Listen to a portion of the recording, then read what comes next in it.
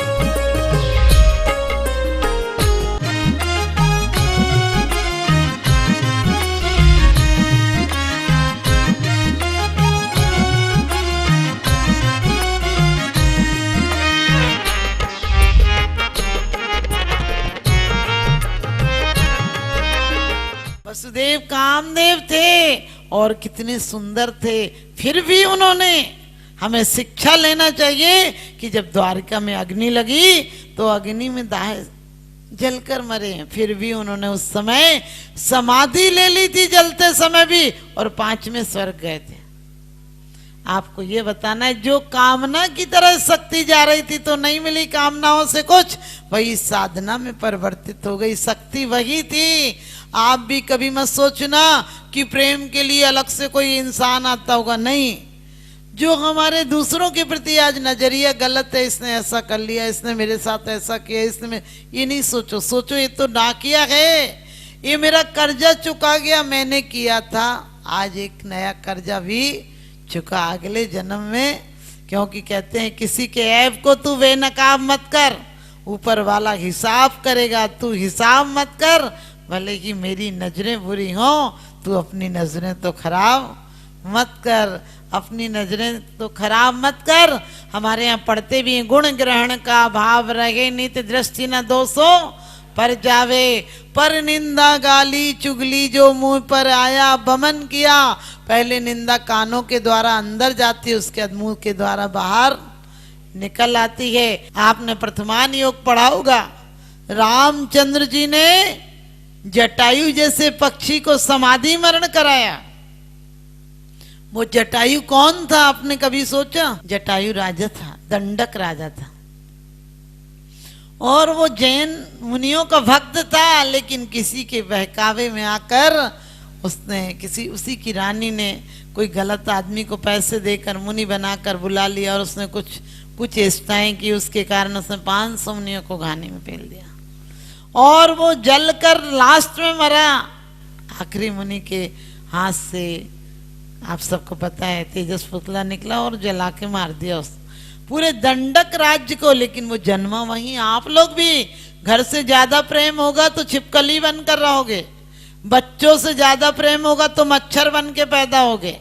आप उन्हें आओगे, परिक्रमा लगाओगे, उनको गीत सुनाओगे, और आप क्या करोगे? आप समझ गए, पहले तो प्यार करते थे, अब प्यार का तरीका क्या रहेगा? मच्छर बनोगे। तो अब जो रहेगा सो आप जानते हो, और आपका बेटा 1 मिनट में उड़ा देगा। कम से कम हम लोग शिकार आदि नहीं करते तो घर में वो रॉकेट आदि चल गए आजकल, एकदम उपयोग नहीं करना चाहिए, ऑल आउट का बिल्कुल उपयोग नहीं करना चाहिए।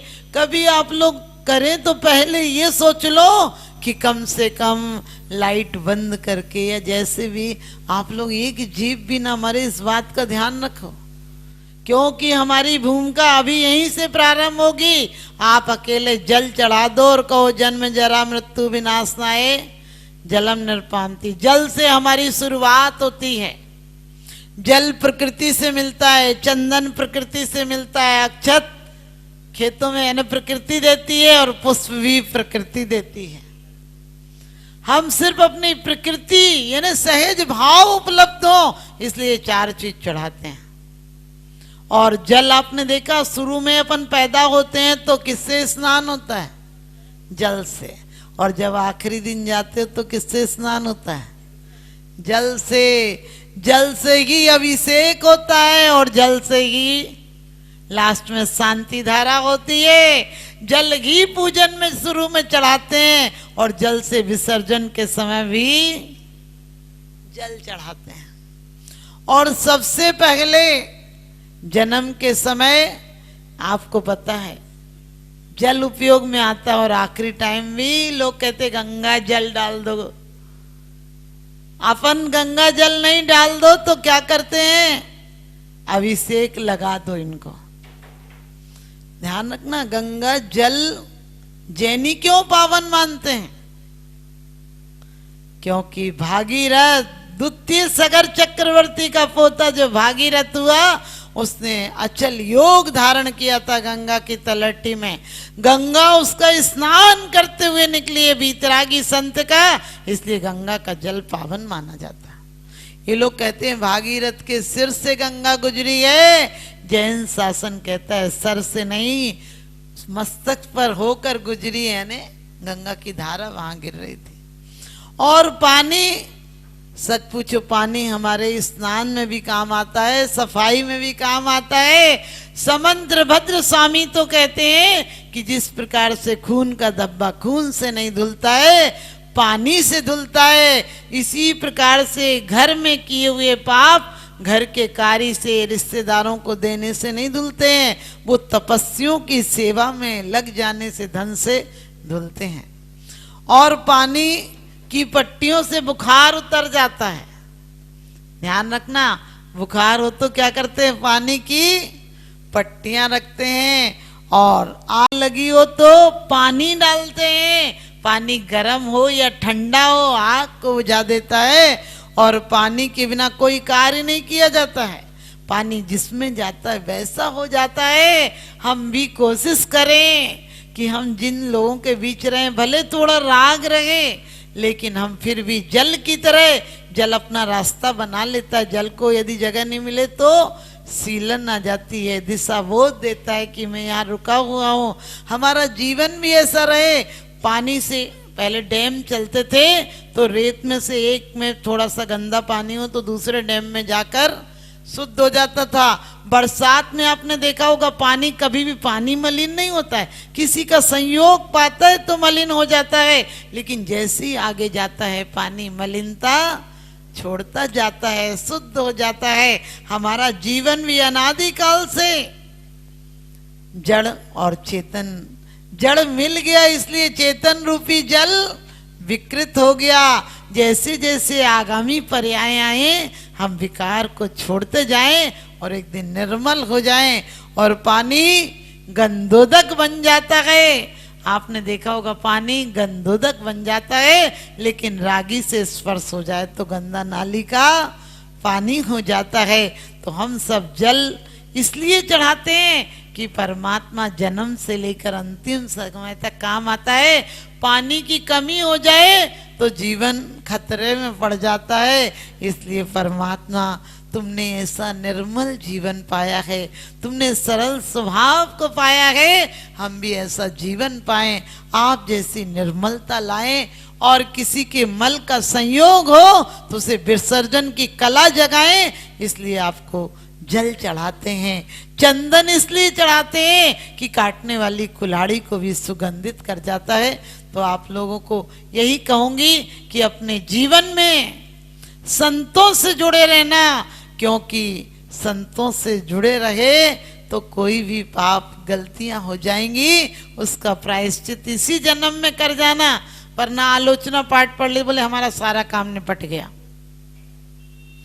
आलोचना पाठ मात्र पछतावा है, और पछता तो तुम रोज लेते हो, घर में लड़ाई होती बोले कल से ऐसी बात नहीं कहूंगी, लेकिन जैसे ही समय मिलता है तुरंत कह जाते हो।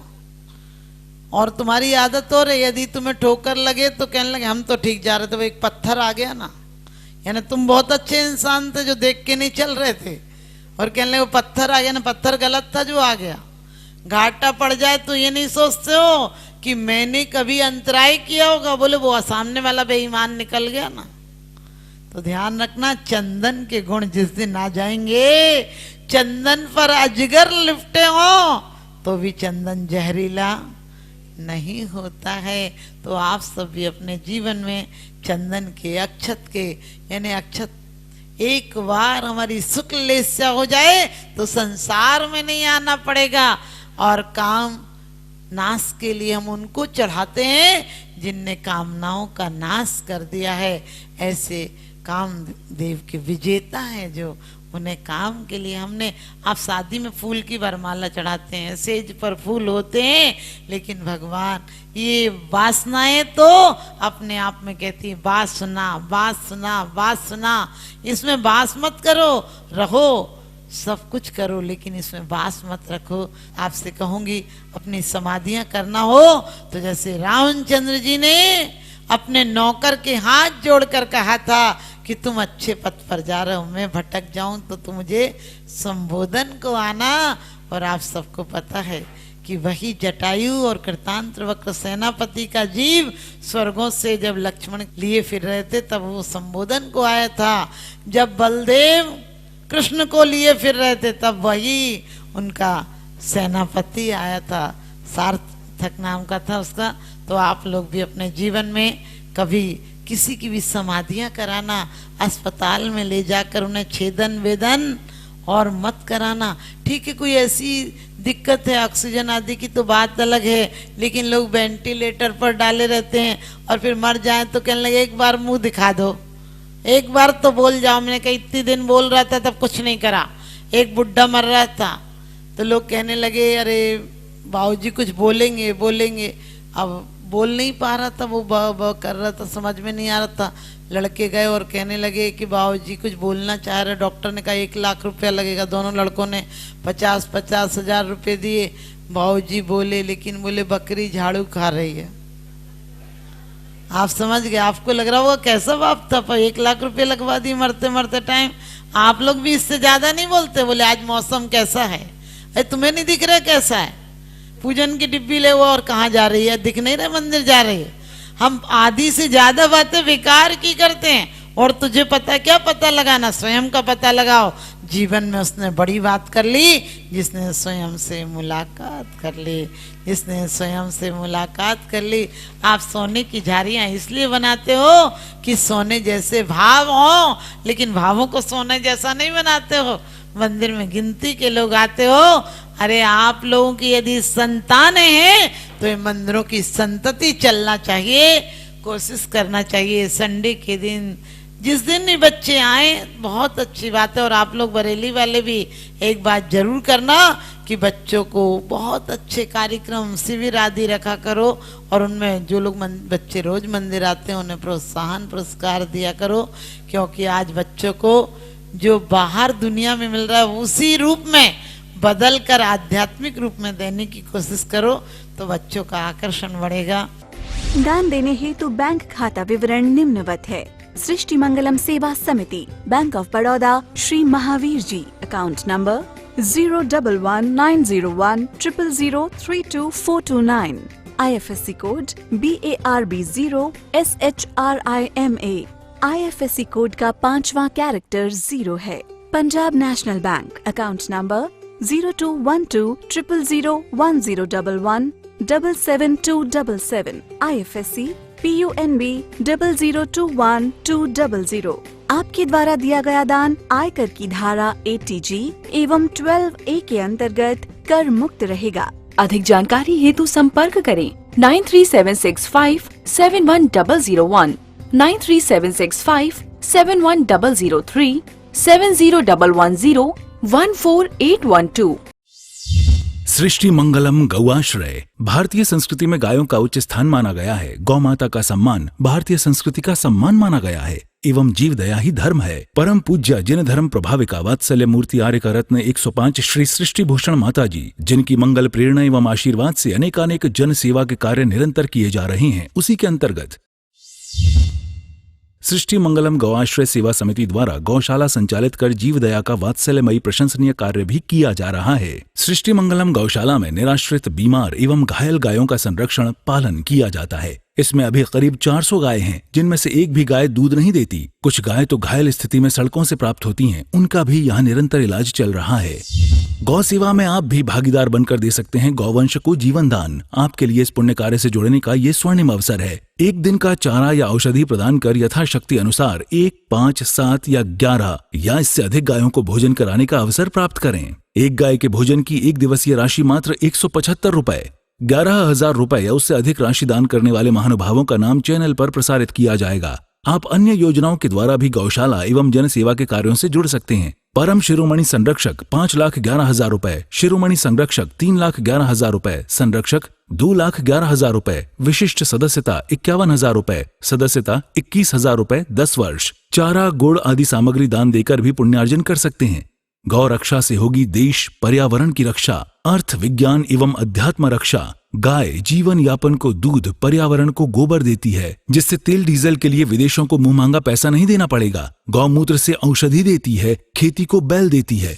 हमारे शासन प्रशासन ने गौ संरक्षण में बहुत बड़ा संरक्षण दिया है। गौशाला आर्यका सृष्टि भूषण माताजी के आशीर्वाद से अनेकों संतों की सेवा की योजनाएं सुचारू रूप से संचालित हैं, जिनमें जरूरतमंदों की शिक्षा, स्वास्थ्य पर कार्य किए जा रहे हैं। पूज्य माताजी के आशीर्वाद एवं प्रेरणा से गाय संरक्षण का कार्य किया जा रहा है, जिसमें कत्ल खाने ले जाने वाली एवं आवारा, निराश्रित, चोटग्रस्त गायों का उपचार, साथ ही उनको आश्रय के लक्ष्य से गौ रक्षा का अभियान चलाया जा रहा है, जिसमें आप अपनी यथाशक्ति अनुसार सहयोग देकर पुण्यार्जन के शुभ कार्य में सहयोग देकर पुण्यार्जन अवश्य करें। देर न करें, आज ही जुड़ें ऐसे महापुण्य के कार्यों से। अधिक जानकारी हेतु संपर्क करें 93,765,71001, 93,765,71003, 7011014812। सृष्टि मंगलम सेवा समिति। दान देने हेतु बैंक खाता विवरण: Punjab national bank, account number 02120000117777, IFSC code PUNB 0021200। Bank of Baroda, account number 0119013332429, IFSC code BARB 0SHRIMA। जीवन में एक बार मात्र 21,000 रुपए दान देकर आजीवन एक गाय की सेवा कर पुण्यार्जन का लाभ अवश्य लें।